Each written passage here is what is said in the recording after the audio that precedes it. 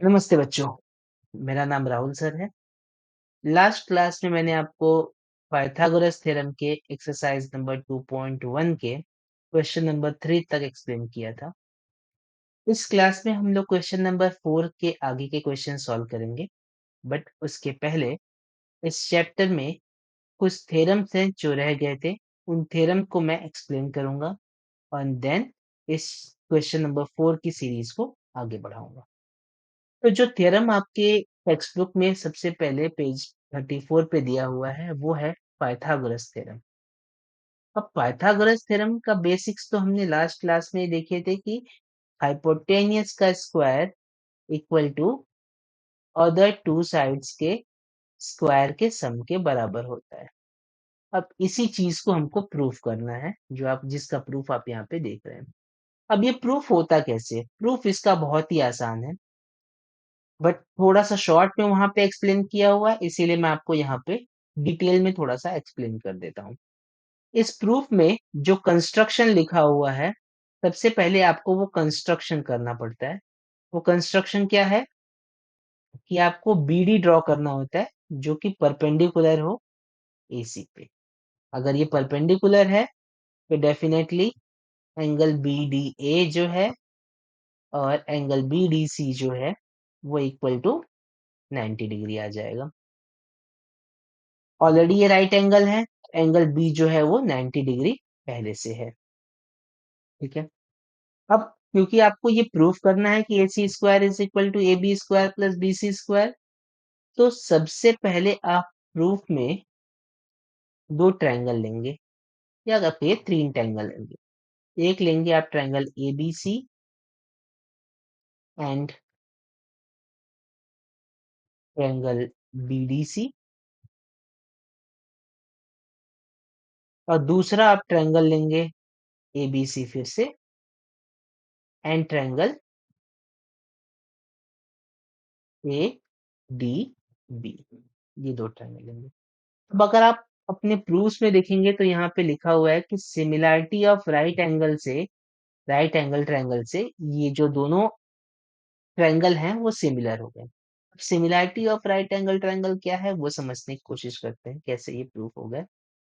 अगर आप देखें ट्रायंगल ए बी सी को, मैं आपको एक्सप्लेन कर देता हूँ। वैसे अगर आप इसको लिखेंगे नहीं वहां पे बोर्ड एग्जाम में डिटेल में तो भी चल जाएगा, लेकिन अगर आपको समझना है कि किस तरीके से ये आया है तो आप इसको यहाँ पे समझ सकते हैं, मैं एक्सप्लेन कर दे रहा हूँ। तो अगर आप triangle A B C and triangle B D C को देखेंगे तो इसमें आपको दिखाई देगा कि जो एंगल बी है वो इक्वल होगा एंगल डी के, क्योंकि ईच 90 डिग्री है, दोनों 90 डिग्री है, आपने ऑलरेडी देखा हुआ है। अब अगर आप ए बी सी और बी डी सी को देखें तो इसमें angle C equal to angle C भी है, कॉमन एंगल। तो ए प्रॉपर्टी से ये दोनों ट्रायंगल जो हैं वो सिमिलर हो जाएंगे। तो triangle A B C similar to triangle BDC हो जाएगा। सिमिलरली अगर आप बोलेंगे तो ट्रायंगल एबीसी जो होगा वो भी सिमिलर हो जाएगा ट्रायंगल ए डी बी को। ठीक है। ये सिमिलैरिटी का रूल है, जिससे आपको ये पता चल गया कि ए प्रॉपर्टी से जो है वो ये दोनों ट्रायंगल सिमिलर हो गए। यही आपको वहां पे एक्सप्लेन नहीं किया हुआ था। अब अगर ये सिमिलर हैं तो जो साइड्स के रेशियो होंगे वो इक्वल होंगे। ऑलरेडी हमने ये चैप्टर नंबर 1 में जो है वो डिस्कस किया हुआ है। अब अगर आप देखें तो मैं यहाँ पे एक रफ डायग्राम भी ड्रॉ कर लूँ ताकि बार बार मुझे पीछे पेज टर्न नहीं करना पड़े। तो मैंने एक रफ डायग्राम ड्रॉ कर लिया, ए बी सी, और यहाँ पे आप देखेंगे ये डी हो गया। चलिए, अब अगर आप के लिए मैं सबसे पहले triangle A B C similar to triangle B D C ले लेता हूँ। अगर ये सिमिलर है तो आप देखेंगे A B upon B D जो साइड है उसका रेशियो इक्वल हो जाएगा B C upon D C के, और साथ ही साथ ए सी अपॉन बी सी के रेशियो के बराबर हो जाएगा। इसको आप इक्वेशन नंबर 1 कह लीजिए, ठीक है, कोई दिक्कत नहीं है। अगर आप देखेंगे तो पाइथागोरस थ्योरम प्रूफ करने के लिए हमको पता है कि AC स्क्वायर, BC स्क्वायर और AB स्क्वायर की हमको जरूरत पड़ेगी। तो जो BC स्क्वायर वाला टर्म है वो हमको यहीं से मिलने वाला है, या आप कह लीजिए कि यहीं पे उसका जो प्रूफ है वो आपको मिलेगा। अगर आप यहाँ पे देखेंगे तो यहाँ पे आपका क्या आ जाएगा, इन दोनों को लेने पे BC by DC equal to AC by BC। तो अगर आप देखें तो क्या हो जाएगा कि BC स्क्वायर क्रॉस मल्टीप्लाई कीजिए, इसका इससे, इसका इससे, तो BC square is equal to आ जाएगा आपका AC इंटू DC। इसको आप दे लीजिए इक्वेशन नंबर 2। सिमिलरली अगर आप देखें तो जो दूसरा वाला ट्रायंगल है उसको भी ले लेते हैं, कलर थोड़ा चेंज कर दें। ट्रायंगल ABC ही है और सिमिलर है ट्रायंगल ADB के। फिर से वही आएगा, AB अपॉन AD का रेशियो इक्वल होगा BC अपॉन DB के, का रेशियो इक्वल होगा AC अपॉन AB के रेशियो के बराबर। ठीक है, फिर से क्योंकि आपको AB की जरूरत है तो आप इन दोनों को ले लीजिए। फिर से आपका क्या आ जाएगा, AB अपॉन AD, बहुत ही आसान है ये theorem, AB upon AD equal to AC upon AB आ जाएगा। अब अगर ये इक्वल आ गया, इसका फिर से क्रॉस मल्टीप्लाई आप कीजिए, AB square is equal to आपका आ जाएगा AC into AD। Equation number 3 ले लीजिए।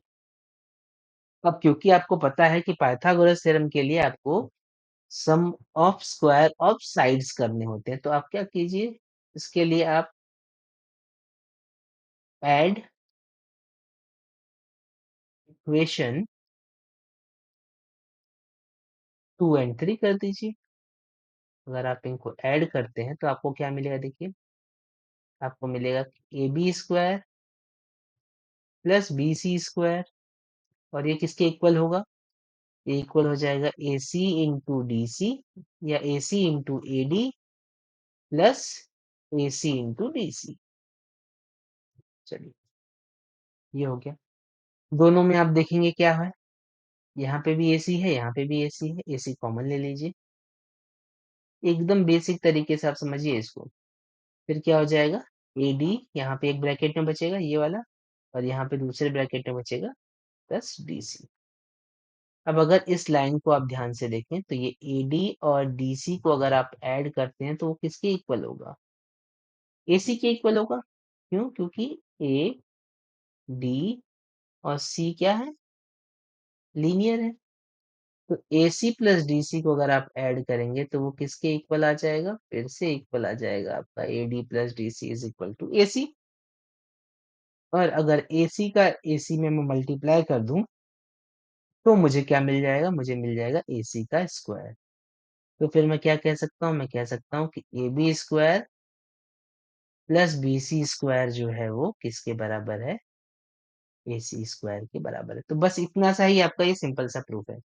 अब इसी प्रूफ को आपको जो टेक्स्ट बुक में है थोड़ा सा शॉर्ट में दिया हुआ है, आप इसको डिटेल में यहाँ पे समझ सकते हैं, और कोई भी दिक्कत आए तो उसको फॉलो कर सकते हैं। ठीक है, चलिए, अब अगर हम आगे की बात करें तो दो चीजें और बचती हैं जो कि प्रूफ में नहीं है, सिर्फ आपको इसके बारे में समझना है। अब अगर एक राइट एंगल ट्रायंगल है, मैं एक राइट एंगल ट्रायंगल ड्रॉ कर दूं सबसे पहले, एक राइट एंगल ट्रायंगल मैं आपके लिए ड्रॉ कर दूं, ये हो गया मेरा राइट एंगल ट्रायंगल।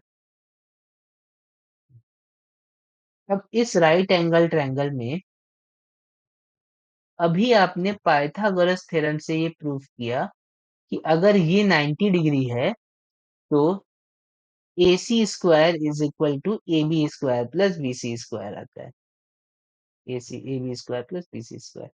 इसका कन्वर्स कहता है, कन्वर्स यानी अपोजिट, इसका कन्वर्स ये कहता है कि अगर किसी ट्रायंगल में if in any triangle square of one side, कहता है कि स्क्वायर ऑफ वन साइड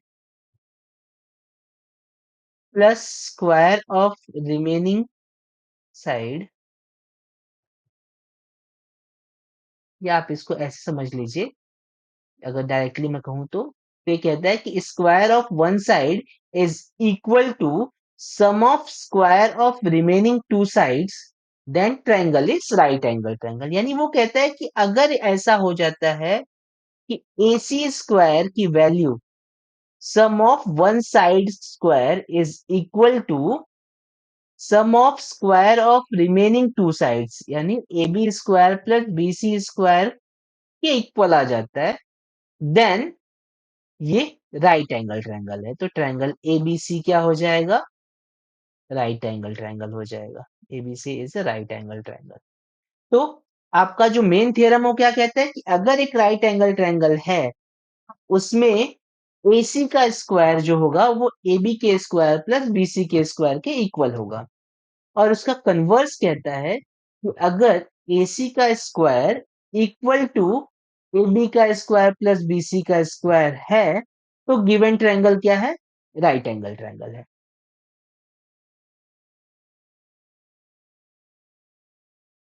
तो जैसे ही आपको ये पता चला कि AC square is equal to AB square plus BC square है, तो आप ये कह सकते हैं कि ट्रायंगल ABC जो है वो एक राइट एंगल ट्रायंगल है। ये उसका कन्वर्स है। सेकेंड चीज जो आपको याद रखनी, वो ये याद रखनी है, वो 30 degree, 60 degree and 90 degree theorem है। And second 45 degree, 45 degree and 90 degree theorem. वैसे तो ट्रिग्नोमेट्री आपको आगे है, बट फिर भी थोड़ा सा मैं एक्सप्लेन कर देता हूँ कि क्या है। ये कहता है कि ट्रायंगल में अगर एक राइट एंगल ट्रायंगल है तो उसके दो ही कॉम्बिनेशन बनेंगे। अगर ये 90 है तो ये 30 डिग्री या ये 60 डिग्री हो सकता है, वॉइस वर्सा भी हो सकता है, ऊपर वाला 60 डिग्री, नीचे वाला 30 डिग्री, क्योंकि sum of angle of a triangle 180 degree होता है। सिमिलरली या तो दूसरा हो सकता है कि अगर मान लीजिए कि एक राइट एंगल ट्रायंगल है, उस राइट एंगल ट्रायंगल में अगर ये साइड्स इक्वल हैं, यानी आप ये कह सकते हैं कि वो आइसोसेलेस ट्रायंगल है, दो साइड्स उसके इक्वल हैं। अगर ये दो साइड्स इक्वल हैं तो ये दोनों एंगल भी इक्वल होंगे। उस कंडीशन में अगर ये 90 डिग्री है तो ये 45 और ये 45 डिग्री होता है।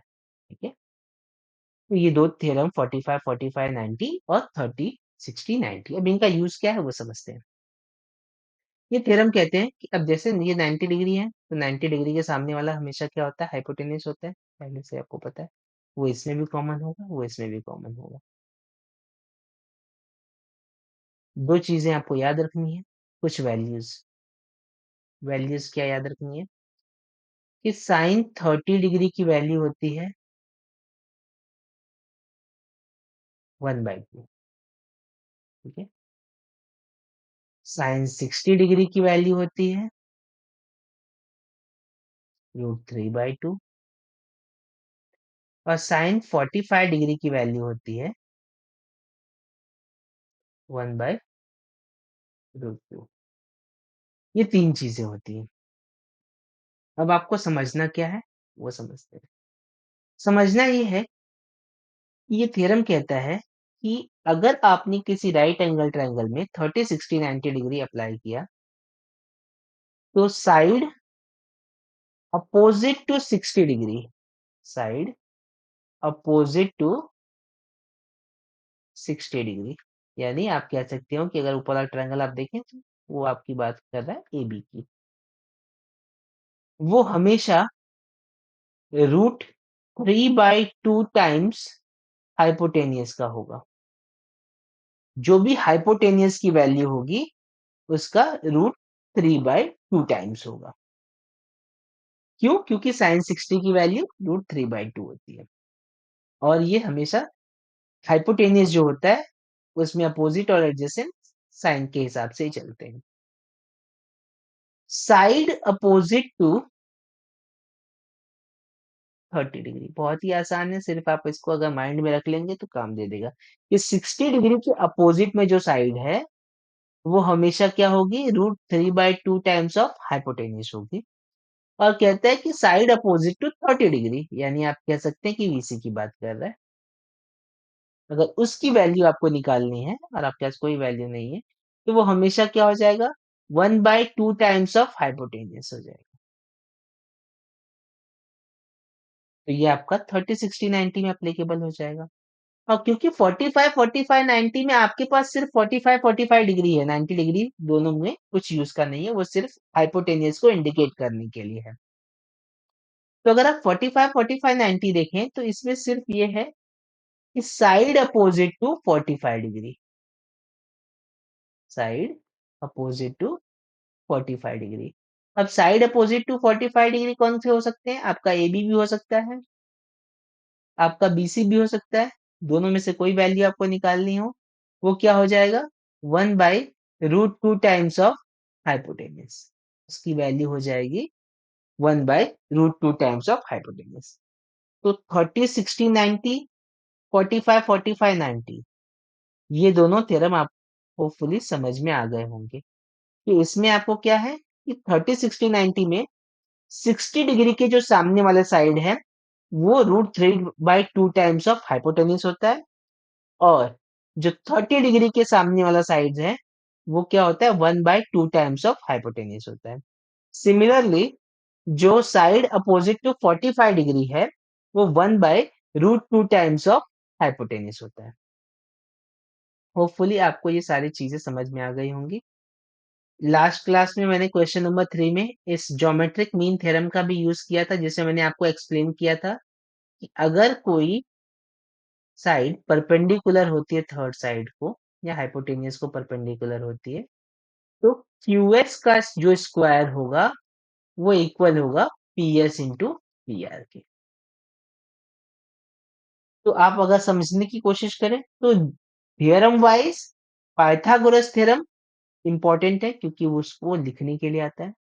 कॉन्सेप्ट वाइज पाइथागोरस थ्योरम उसका कन्वर्स एंड साथ साथ में 30, 60 degree, 90 degree theorem, 45, 45, 90 degree theorem, और साथ ही साथ ये ज्योमेट्रिक मीन थ्योरम, ये सारी चीजें कॉन्सेप्ट वाइज इंपॉर्टेंट है क्योंकि इनका यूज करके आप आगे न्यूमेरिकल सॉल्व करेंगे। अब लास्ट क्लास में मैंने आपको क्वेश्चन नंबर 3 तक सब कुछ सॉल्व करके दिखाया था। अब क्वेश्चन नंबर 4 से मैं आगे कंटिन्यू करूंगा और ये एक्सरसाइज आज खत्म करने की कोशिश करेंगे, ठीक है। देखिए, अब सबसे पहला क्वेश्चन जो आपके एक्सरसाइज में दिया हुआ है क्वेश्चन नंबर 4 में, उसको सॉल्व करते हैं।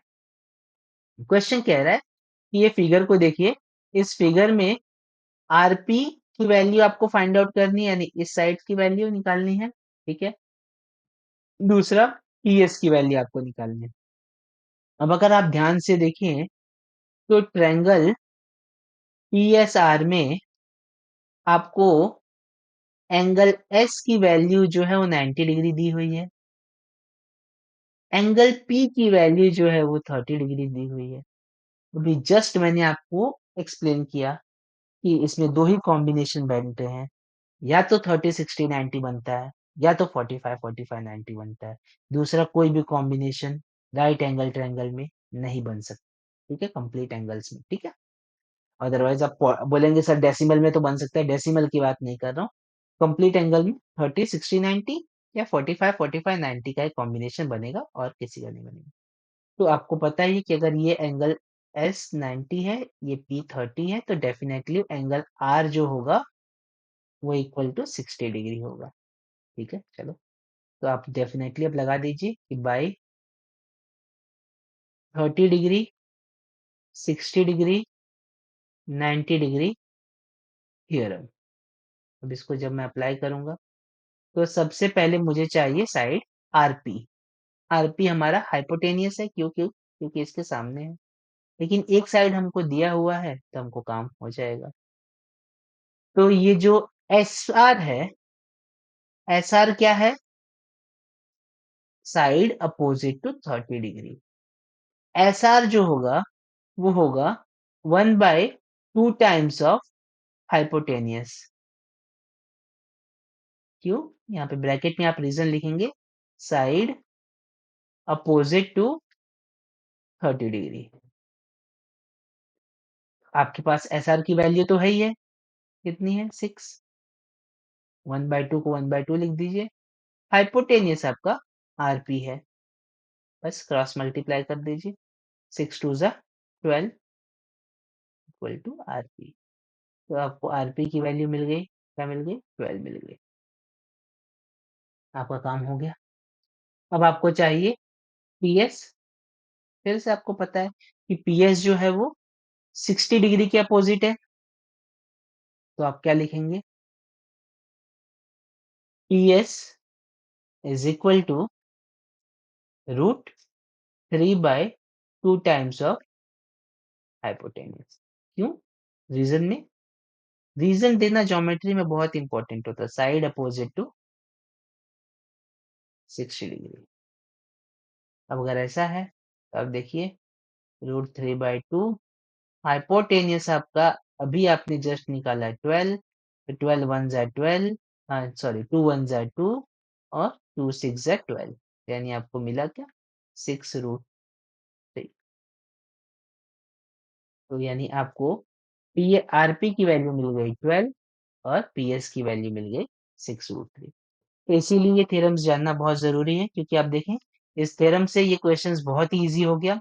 अदरवाइज़ अगर थ्योरम नहीं होता था तो बहुत डिफ़िकल्ट होता था इस क्वेश्चन को सॉल्व करना। बट क्वेश्चन हमारे पास थ्योरम अवेलेबल है, हम यूज़ करेंगे।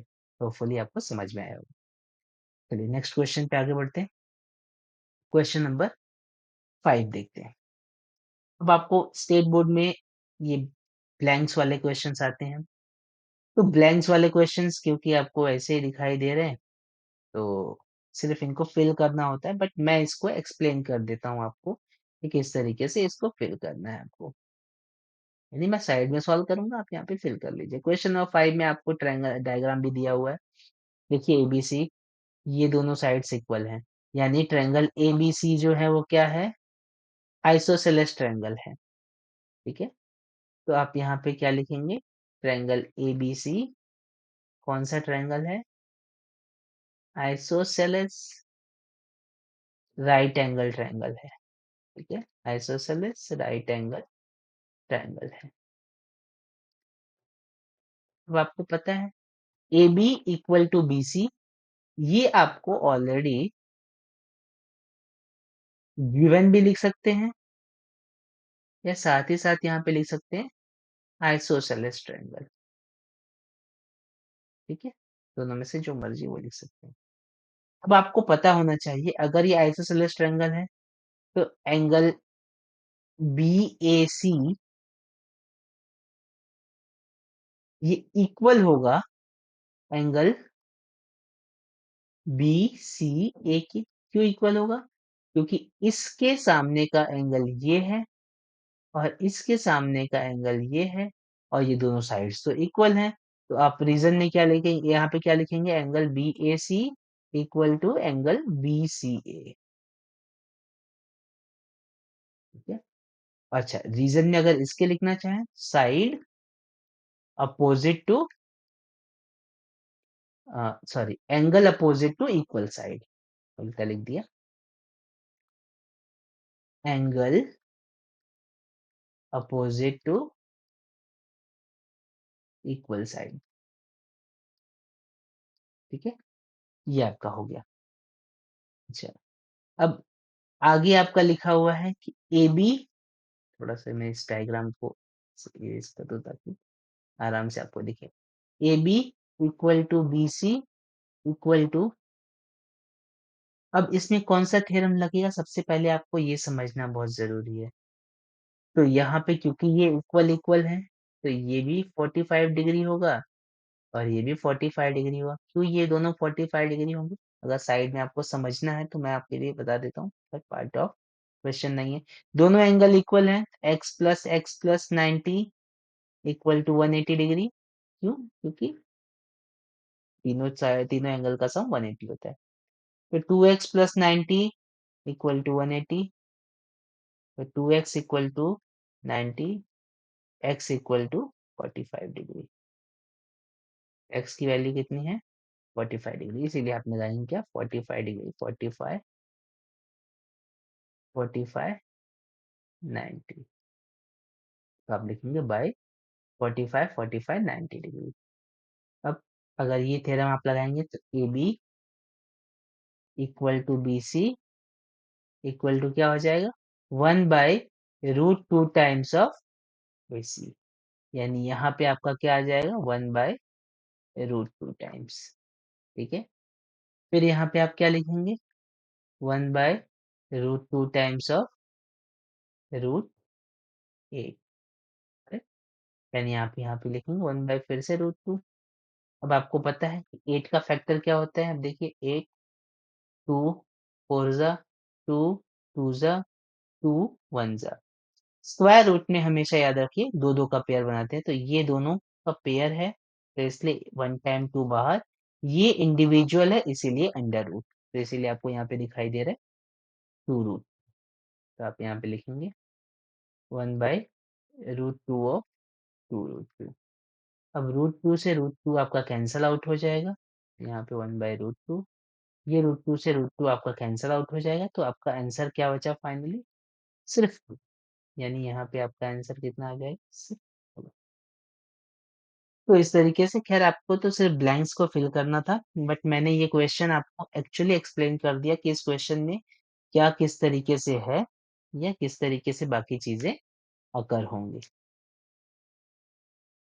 चलिए नेक्स्ट क्वेश्चन। अच्छा, ये गिवन भी लिख सकते हैं, आइसोसेलेस ट्रायंगल भी लिख सकते हैं, और आप भी लिख सकते हैं कि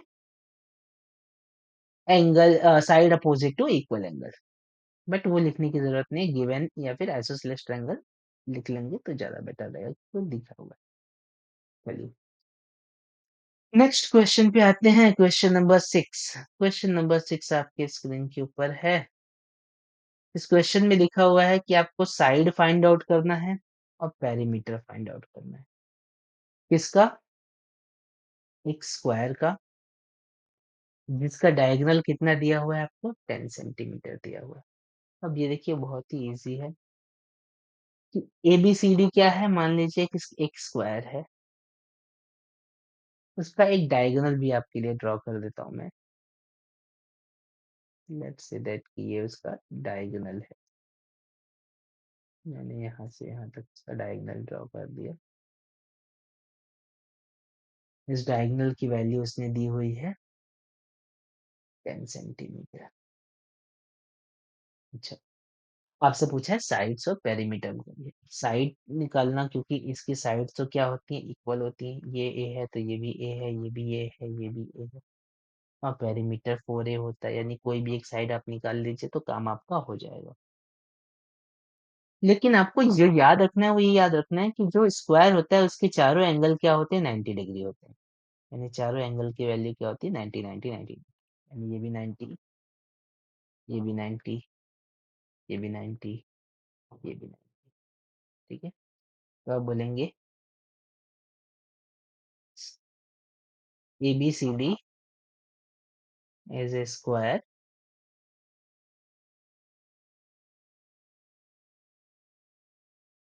so that, and therefore angle A equal to angle B equal to angle C equal to angle D 90 degree.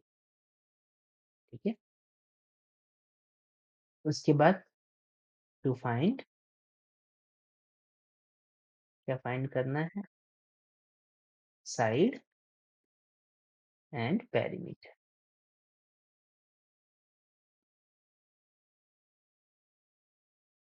क्या बोलेंगे, let side of square is A. ठीक है, आपने साइड ऑफ स्क्वायर को क्या अज्यूम कर लिया कि वो ए है। ठीक है,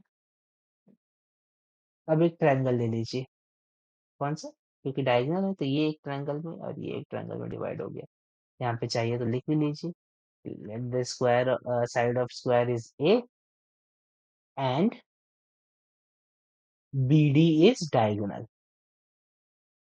BD is diagonal, diagonal दो ट्रायंगल्स में डिवाइड करता है, तो अब आप क्या करेंगे, ट्रायंगल ट्रायंगल आप ले लेंगे BCD,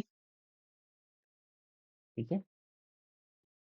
अब बाय पाइथागोरस थ्योरम, तो सबसे पहले इन triangle BCD by Pythagoras theorem,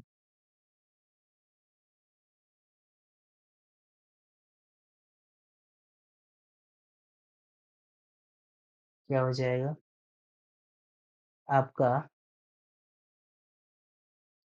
BD का जो स्क्वायर है वो इक्वल टू BC के स्क्वायर प्लस CD के स्क्वायर के बराबर हो जाएगा। यानी जो आपका 10 का स्क्वायर है वो A का स्क्वायर प्लस A का स्क्वायर हो जाएगा। तो ये हो जाएगा आपका 100 equal to A square plus A square. दो बार आप A स्क्वायर को ऐड करेंगे तो 2A स्क्वायर इक्वल टू 100, तो 2 से 50 हो जाएगा। तो A square is equal to 50। फिर से अब आपको निकालना पड़ेगा, तो स्क्वायर रूट ही, तो फिर से आपको वही पेयर वाला रूल याद रखना है। कैसे हो जाएगा देखिए, आप चाहें तो, अगर बेसिक से समझना है तो 2 से 25, 5 से 5 और फिर 5 से 1। अब ये दोनों 5 क्योंकि पेयर में है तो 1 टाइम्स बाहर आ जाएंगे, और ये √2 क्योंकि पेयर में नहीं है तो ये क्या हो जाएगा, A is equal to 5 √2 centimetre. तो आपका जो साइड है वो आपको मिल गया 5 √2 सेंटीमीटर। और आपको क्या चाहिए, आपको चाहिए पेरीमीटर। तो क्योंकि पेरीमीटर का फॉर्मूला होता है स्क्वायर के लिए, तो पेरीमीटर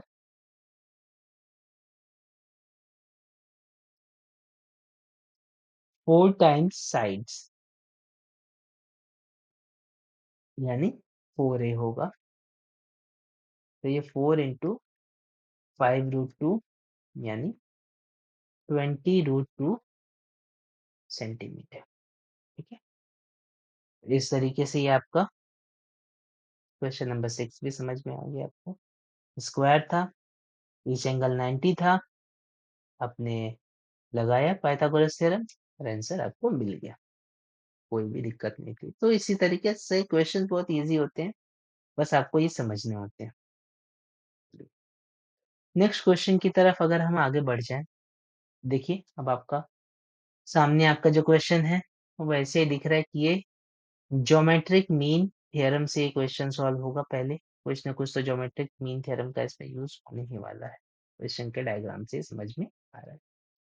अगर आप देखें तो डायग्राम बना हुआ है, DFE है, GF जो है वो आपका, या FG जो है वो परपेंडिकुलर टू ED है, आपको ऑलरेडी दिया हुआ है। FG परपेंडिकुलर टू ED किसके अंदर, इन ट्रायंगल DFE, ठीक है। और एंगल DFEB जो है वो 90 डिग्री है।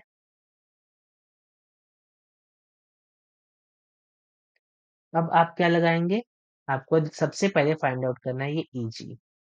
तो आपने ज्योमेट्रिक मीन थ्योरम पहले ही देखा था कि जिसमें GF का स्क्वायर वन साइड के इंटू अदर अदर साइड्स के मल्टीपल के बराबर होता है। यानी आप लिखेंगे बाय ज्योमेट्रिक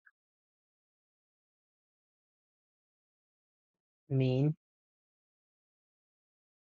थ्योरम, आप सबसे पहले लगाते ही आपको क्या मिलेगा, वो मिलेगा आपको कि GF का स्क्वायर या FG का स्क्वायर, FG लिख लीजिए क्योंकि बेटर है, उल्टा क्यों शुरू करना। तो आप कहिए FG का square is equal to DG into GE या EG, कुछ भी कह लीजिए। FG का स्क्वायर आपका कितना हो जाएगा, 12 का स्क्वायर। DG आपको 8 दिया हुआ है, GE आपको निकालना है। और आपको बेसिकली पता होना चाहिए कि 12 का स्क्वायर 144 होता है। कल की भी क्लास में मैंने आपसे ये कहा था कि एटलीस्ट आपको 30 तक स्क्वायर तो याद ही होने चाहिए। अब 144 को अगर आप 8 से डिवाइड करें तो ये कितना आ जाता है? वैसे तो डायरेक्टली 16 8 जा 144 ही होता है। ये 16 9 डिवाइड करके देख लेते, शायद 16 से ही जाएगा, मुझे फिर भी एक बार कंफर्म कर लेते हैं। 8 1 जा 8 6 18, सॉरी 18 8 जा 144 होता है। तो जीई की वैल्यू कितनी आ गई आपकी? 18 आ गई। ठीक है, तो ये आपको 18 मिल गया। अब अगर जीई आपको 18 मिल गया तो अगर ईजी की वैल्यू आपको चाहिए थी वो तो आपके काम हो गया। अब दूसरा आपको चाहिए ये एफडी, ठीक है, और फिर तीसरा आपको चाहिए ये ईएफ। अब ये इसके लिए आपको फिर से पाइथागोरस का यूज करना पड़ेगा। तो जब फर्स्ट वाला आपका सॉल्व हो गया, ये वन हो गया।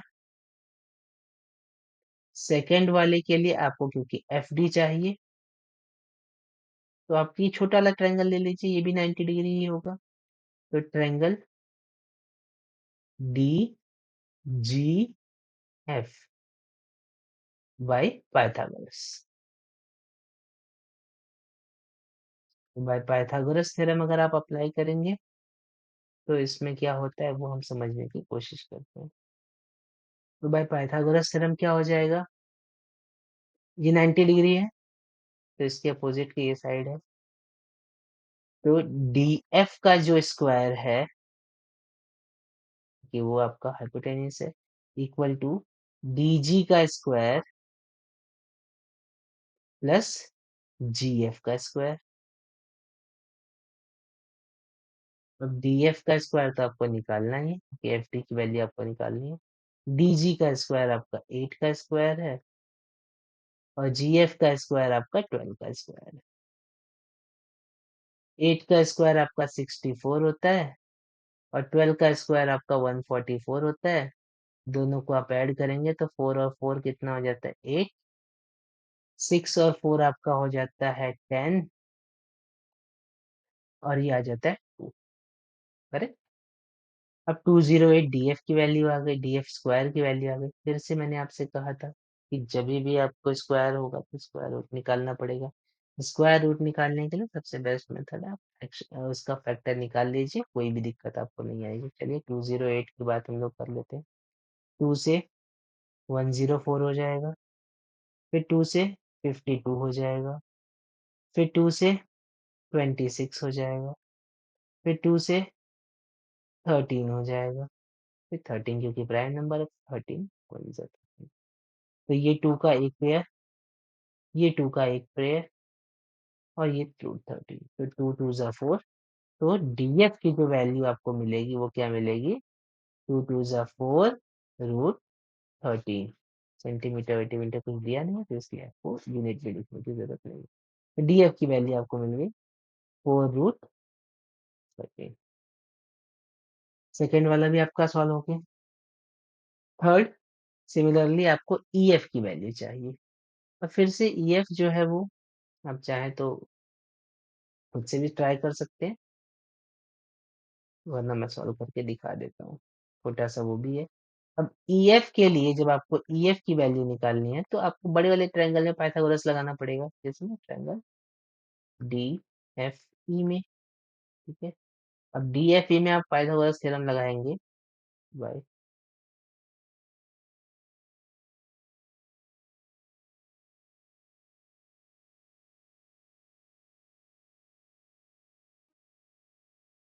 तो वो क्या हो जाएगा? डीई का स्क्वायर हो जाएगा इक्वल टू डीएफ का स्क्वायर हो जाएगा प्लस ईएफ का स्क्वायर हो जाएगा। अब आप डीई का स्क्वायर अगर देखेंगे तो डीई का स्क्वायर आपका हो जाएगा 26 का स्क्वायर इक्वल टू डीएफ का स्क्वायर जो है वो आपका हो जाएगा 4 रूट 13 का स्क्वायर प्लस ईएफ का स्क्वायर जो हो जाएगा वो आपको निकालना ही है। बेसिकली। तो अगर आप देखें तो अब EF का स्क्वायर, DE का स्क्वायर और फिर 4√13 और EF का स्क्वायर। अब अगर आपको 26 का स्क्वायर निकालना पड़ेगा, साइड में मैं एक लाइन ड्रॉ कर देता हूँ ताकि पार्टीशन बना रहे, आपके क्वेश्चंस मिक्स नहीं होने चाहिए।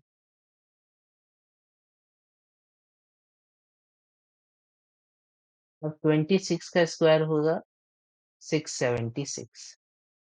ठीक है, एक बार क्रॉस चेक भी कर लेते हैं। वैसे तो करेक्ट ही है बट फिर भी 6 6 36, कैरी 3 और 6 2 12 एंड 3 15 एंड 16 2 52। 6 7 6 करेक्ट, 6 है।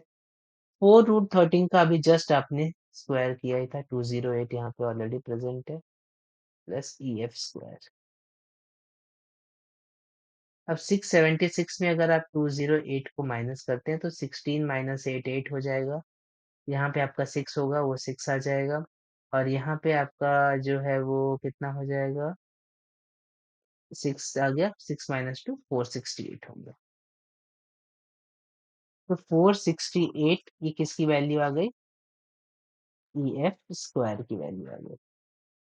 फिर से अब आपको क्या करना होगा, फैक्टर निकालना होगा ताकि आपको पता चले कि इसका फैक्टर क्या है। चलिए फिर मैं आपके लिए फैक्टर निकालता हूँ।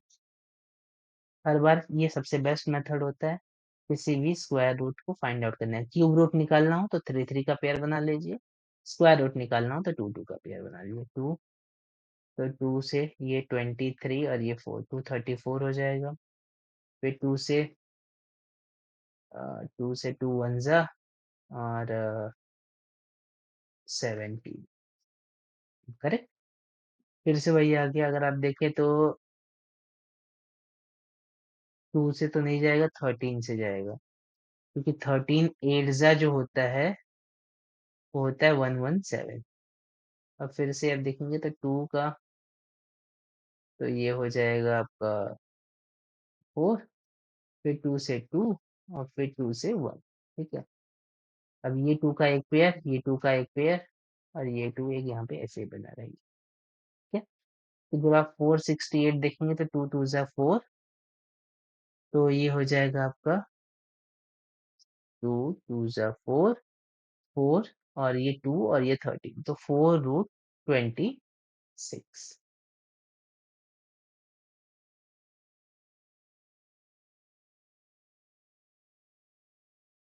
ठीक है, एक बार वापस से क्रॉस चेक कर लीजिए, 676 था ना, और माइनस कर लीजिए 208, 16 माइनस 8 8 हो जाएगा आपका, यहाँ पे बचेगा 6 6 आ गया, और यहाँ 6 माइनस 2 4 468, 234, ये 117, 13 8 जा नहीं 13 9 जा 117 होता है।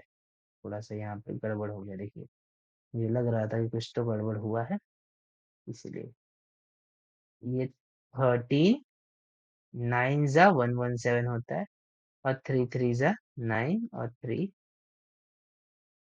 1 जा, तो ये 2, ये जो 2 टाइम 3 है उसका एक 3 आ गया, ये जो 1/2 है उसका एक 2 हो गया, और ये जो 13 है वो अंडर रूट। आंसर क्या आ जाएगा, 6√13। देखिए इसी तरीके से गड़बड़ होता है, इसीलिए कभी कभी छोटी छोटी चीजों पे ध्यान देना चाहिए, अदरवाइज मेरे पास तो ऑप्शन था कि मैंने दोबारा चेक कर लिया, तो जब दोबारा चेक आप करेंगे तो जो भी एरर्स होते हैं, ये 9 जा 8 जा 5 जा 4 जा वाले, वो एलिमिनेट हो जाते हैं। अगर आप इसी तरीके से आगे पीछे कर देंगे तो फिर गड़बड़ हो जाएगा, तो इसीलिए हमेशा हाफ एन आवर का एक आप कह लीजिए कि टाइम फ्रेम आप रखिए, जिससे किसी भी तरह का क्वेश्चन अगर आपका छूट जाए या किसी भी तरह के क्वेश्चन में कुछ गड़बड़ हो जाए, तो नेक्स्ट टाइम जब आप उसको सॉल्व करेंगे तो वो प्रॉपर सॉल्व होगा। चलिए, ये आपका क्वेश्चन नंबर, ये 7 आपका खत्म हो गया। अब क्वेश्चन नंबर 9, ये मैं आपको ही सॉल्व करने के लिए दूंगा। इस क्वेश्चन नंबर 9 में मैं जस्ट आपको हिंट दे दूंगा, एक्सप्लेन कर दूंगा, इसको आपको खुद ही सॉल्व करना है क्योंकि ये भी बहुत ही बेसिक है। ये ABCD एक रेक्टेंगल है, वैसा ही आपको दिख रहा है। यहाँ पे आपको लेंथ जो है वो 35 सेंटीमीटर दी हुई है, और विड्थ जो है आपको 12 सेंटीमीटर दिया हुआ है। आपको भी ऐसे ही बोलना है, डायगोनल की वैल्यू निकालनी है, फिर आपको पाइथागोरस लगाना पड़ेगा और कुछ नहीं। तो rectangle ABCD is a rectangle. Rectangle की भी प्रॉपर्टी यही कहती है कि each angle 90 degree. So angle A equal to angle B equal to angle C equal to angle D equal to 90 degree. अब ये 90 डिग्री है, तो आप in triangle BCD by Pythagoras. अब ये इसके बाद से मैं खाली फॉर्मूला लिख दूंगा, कैलकुलेशन आपके लिए छोड़ दूंगा। पाइथागोरस एक ही क्वेश्चन, एक ही टाइप के क्वेश्चन बार बार करके कुछ मतलब नहीं। प्रैक्टिस आप कर लीजिएगा। ये वो क्या हो जाएगा, BD स्क्वायर, इसकी वैल्यू आपको निकालनी है, is equal to BC square plus DC square.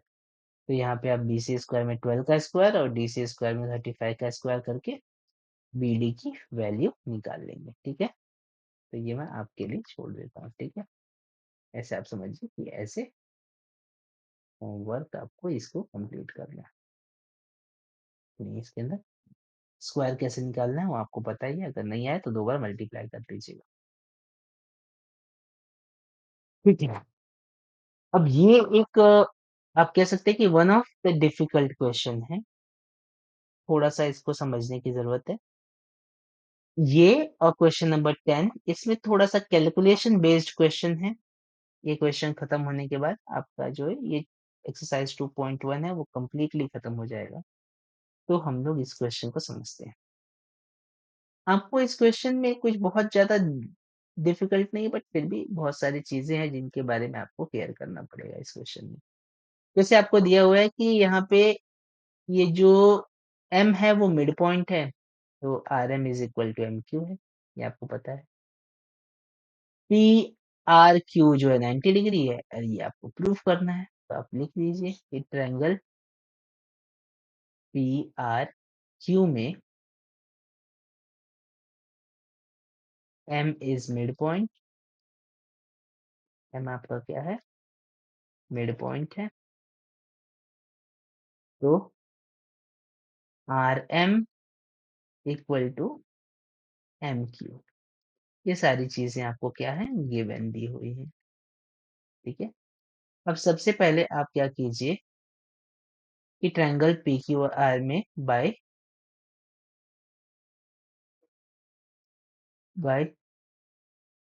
Pythagoras theorem,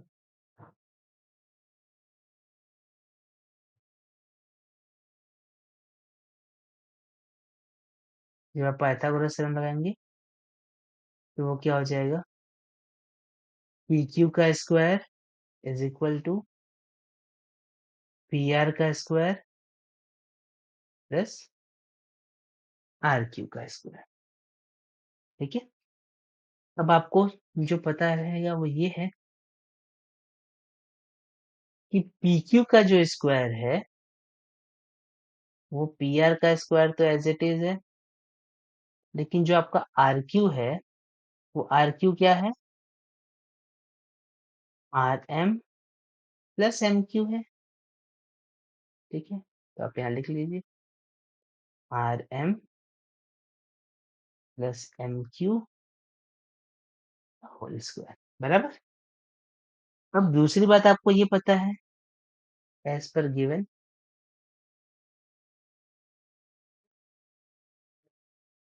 अब एज पर गिवन, गिवन में क्या दिया हुआ है कि आपका जो RM है वो इक्वल टू MQ है। अगर RM इक्वल टू MQ है तो PQ square is equal to क्या आ जाएगा, PR square plus RM plus इस MQ की जगह पे मैं लिख दूंगा फिर से RM।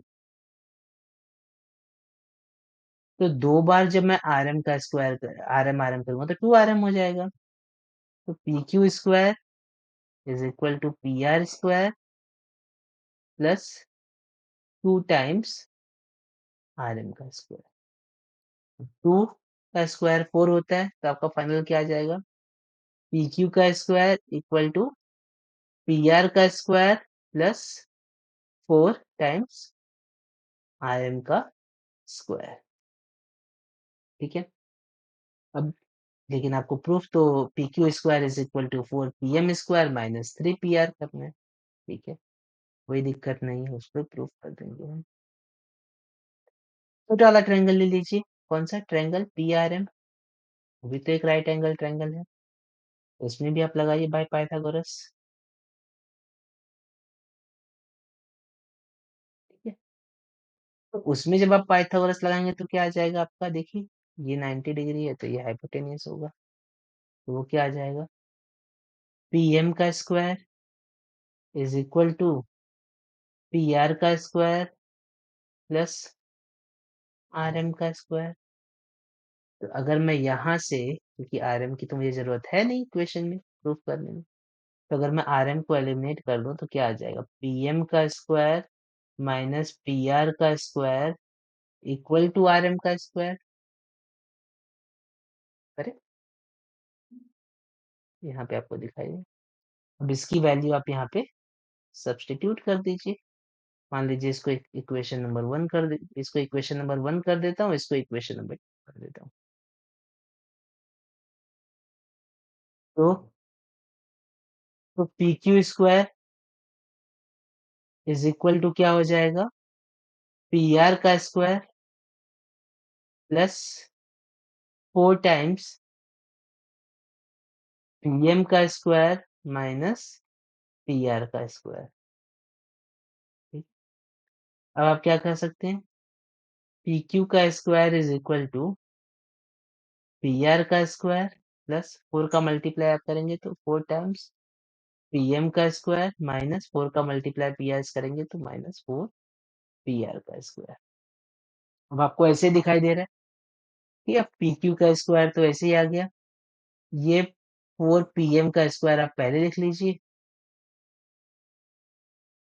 और P R square minus 4 P R square यानी माइनस 3 पी आर का स्क्वायर लिख लीजिए।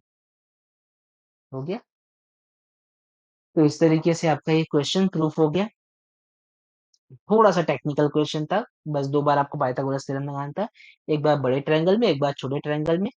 इक्वल टू का आपको ऑलरेडी दिया हुआ था, प्रूफ करने में कोई बहुत ज्यादा डिफिकल्टी नहीं थी, बट फिर भी आपको थोड़ा सा प्रिकॉशंस के साथ इस क्वेश्चंस को सॉल्व करने होते हैं।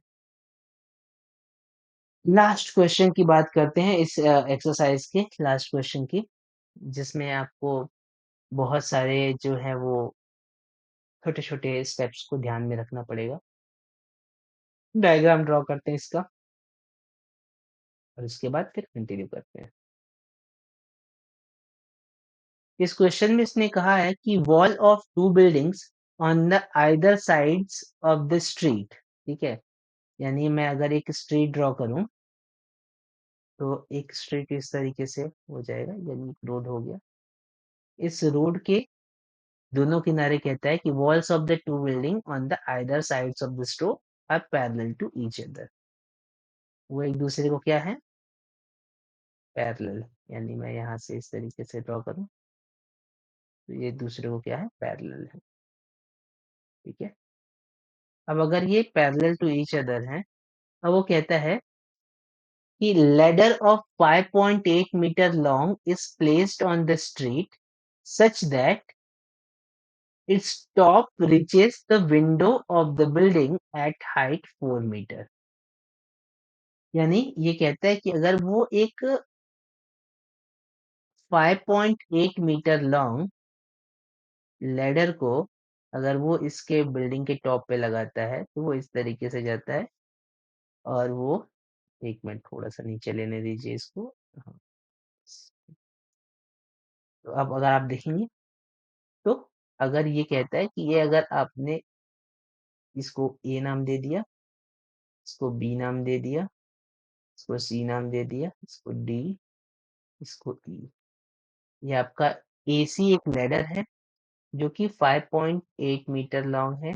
अगर आप इस फर्स्ट वाले बिल्डिंग पे लगाते हैं, तो ये वहां तक पहुंचता है जहां तक हाइट कितना है? 4 मीटर है।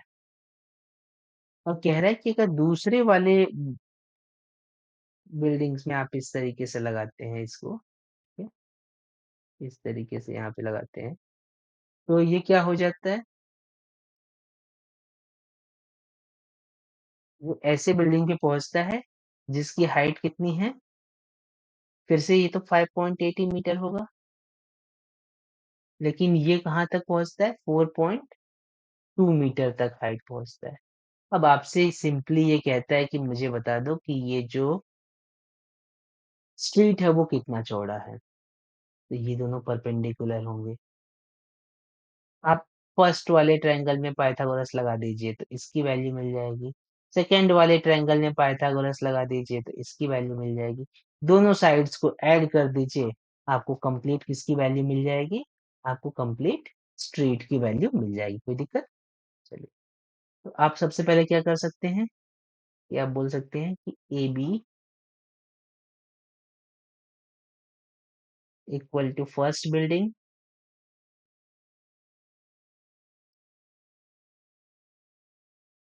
Of height 4 metre, E B equal to second building of height 4.2 meter, AC equal to CD equal to ladder, दोनों एक लैडर ही है जो कि 5.8 मीटर लॉन्ग है। और आपका जो है EB स्ट्रीट का विड्थ है।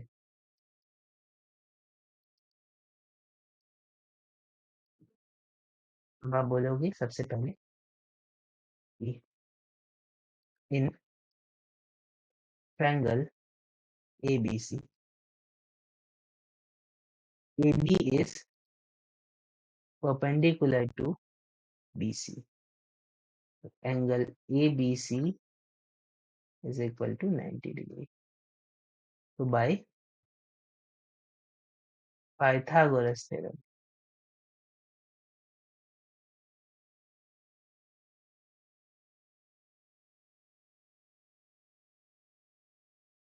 बाय पाइथागोरस थ्योरम क्या हो जाएगा, ए बी स्क्वायर या A C square is equal to A B square plus B C का स्क्वायर। ए सी का स्क्वायर यानी 5.8 का square is equal to A B का स्क्वायर यानी 4 का स्क्वायर प्लस बी सी का स्क्वायर। अब आप क्या कर सकते हैं, इसको यहाँ पे 5.8 का स्क्वायर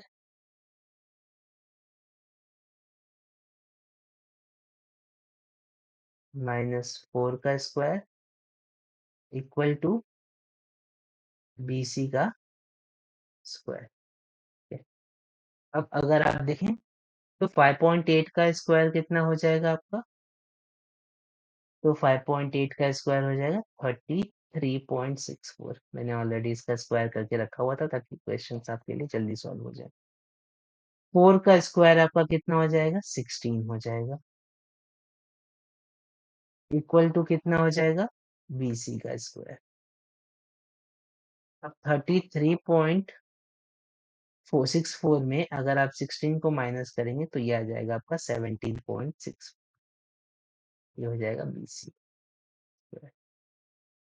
क्योंकि आपको पता है कि 17.64 या 72.64 जो है वो किसकी वैल्यू है या किसका स्क्वायर है, तो ये आपका 4.2 यानी 42 का स्क्वायर होता है, तो 4.2 का स्क्वायर है, तो ये 4.2 सेंटीमीटर या 4.2 मीटर ये वैल्यू आ गई आपकी BC की, यानी ये आपका कितना हो जाएगा 4.2 मीटर।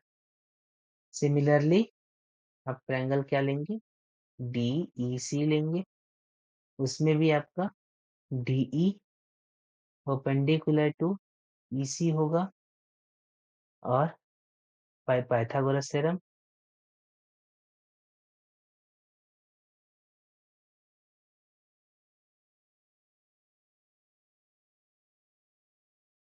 तो वो क्या आ जाएगा, डीसी का स्क्वायर इक्वल टू डीई का स्क्वायर प्लस ईसी का स्क्वायर। तो डीई का स्क्वायर यानी 4.2 का, सॉरी डीसी यानी 5.8, सबसे लॉन्गेस्ट है ना। तो 5.8 का स्क्वायर इक्वल टू 4.2 का स्क्वायर प्लस ईसी। अब अगर आप 5.2 का 5.8 का स्क्वायर करेंगे तो मैं आपके लिए कर दूं उसको भी। तो 5.8 का स्क्वायर यानी 33.64। 4.2 का ऑलरेडी आपने निकाला है, 17.64 प्लस ईसी स्क्वायर। सब्ट्रैक्ट आप करोगे तो कितना हो जाएगा, 16 आ जाएगा। 16 is equal to EC square. EC is equal to कितना हो जाएगा, 4 हो जाएगा, 4 मीटर। ये ईसी की वैल्यू कितनी आ जाएगी, 4 मीटर आ जाएगी। Complete road EB equal to कितना हो जाएगा, ईसी प्लस सीबी। तो यानी 4.2 प्लस 4 यानी 8.2 मीटर ये हो जाएगा रोड की विड्थ। ठीक है, थोड़ा सा कैलकुलेशन वाइज पॉइंट्स थे तो इसकी वजह से स्क्वायर वगैरह करना थोड़ा सा डिफिकल्ट था। अदरवाइज तो आपके लिए कोई बहुत ही टफ टास्क इसमें भी नहीं था। अब यहाँ पे आपका एक्सरसाइज कंप्लीट हो गया है। नेक्स्ट एक्सरसाइज आपको मैं नेक्स्ट वीडियो में अपलोड कर दूंगा। इस क्वेश्चन में, किसी क्वेश्चन में अगर डाउट होगा या कुछ समझ में नहीं आया, किसी मेथड में दिक्कत होगी तो आप रिवाइंड करके वापस देख सकते हैं। फिर भी नहीं दिक्कत आए तो आप मुझे कमेंट्स में बता दीजिए, मैं उस क्वेश्चन को सेपरेटली एक्सप्लेन कर दूंगा in other video. Thank you so much. जय हिंद।